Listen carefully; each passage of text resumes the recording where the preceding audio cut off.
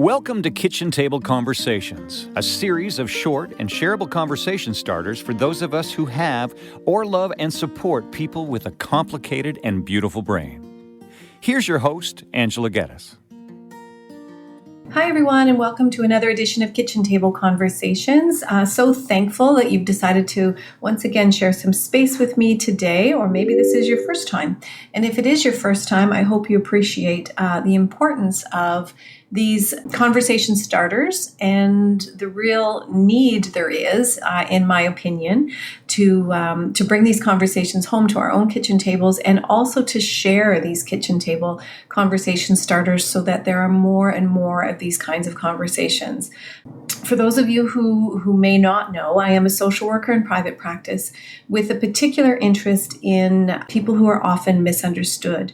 So people who struggle with complex mental health or complex developmental disabilities, including things like ADHD, certainly some autism, but I have a particular passion in the area of fetal alcohol spectrum disorder. And I have this passion because, as I've said before, it is the leading cause. Prenatal alcohol exposure is the leading cause of developmental disorders in the Western world, and I think globally, honestly.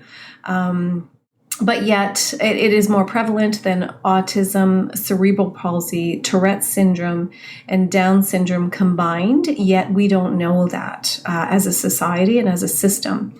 Just got off of a meeting with some behavioral specialists that are contracted to work through children's aid societies, for example, and admittedly, their approach is focused on behavioral strategies and through a trauma lens. And if anybody has participated in any of my training, I highlight the fact that a trauma approach is very important. Considering adverse childhood experiences is also very important and does impact children and families in profound ways. However, when we look solely through a trauma-informed lens and neglect the fact that there could be or could have been interference with fetal and embryonic development, then we are missing a huge piece of the puzzle, and why our system continues to fall short when it comes to meeting the very complex needs of individuals and families. Families are falling apart as a result.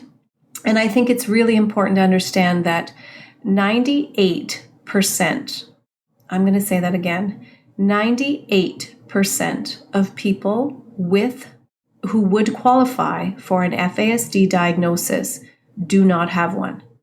So that means that the people that we know who are diagnosed represent 2% of the ones that actually have it.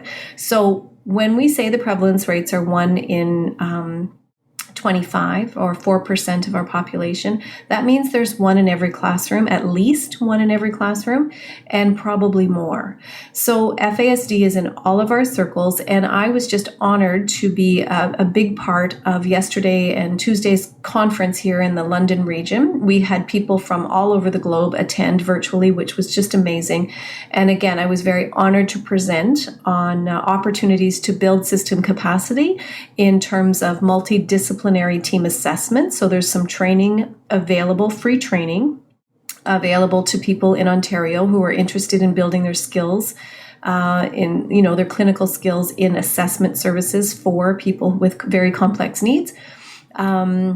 So that's available online, and it will be through the FASD Ontario Network of Expertise website. So I encourage everybody to check that out. And also, I was able to present on social work specific, or it's applicable to psychotherapists, it's applicable to occupational therapists or physiotherapists who are currently involved in assessment and family support. So that training is available through my website, so angelageddes.ca. I encourage you to check it out or pass this on to anybody that you think might be interested. At this conference, again, I was able to facilitate or moderate a panel of experts with lived experience, which was so powerful, so beautifully expressed, where our system again can fall short, but also real opportunities for our system to just augment what we're doing and really do what we set out to do, and that is to support people and meet people where they're at. So lots of really, really good information shared, and I'm just so inspired. Once again, it's so healthy for me to hang out with like-minded people.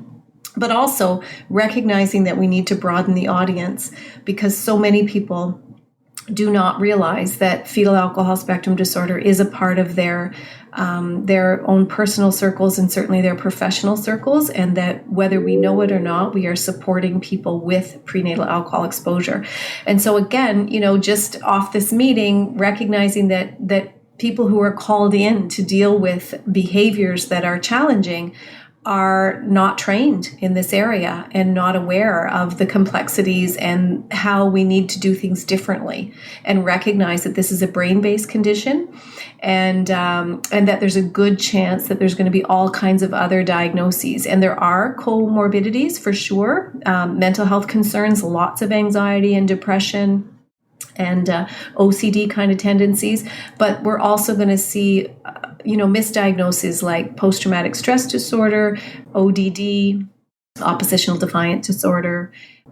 Yeah, again, ADHD, autism sometimes, which can co-occur, but often too, it's a misdiagnosis sometimes, or a misunderstanding that actually what we're seeing is a result of prenatal alcohol exposure. So I'm here to say, none of us can do this alone. It takes a community to raise a child. There is a little child in all of us that still needs to be cared for and nurtured in certain circumstances. And when we're presented with distressing circumstances or memories that are uncomfortable. So, nobody can do this alone. We all need helpers, and even us helpers need helpers to support our continued efforts and to keep us strong and healthy. And that we need to work collaboratively, because families who have complex needs need a circle around them. And I'm just so honored to be a part of so many. And I'm passionate about spreading this word. So please help me, because I can't do this alone.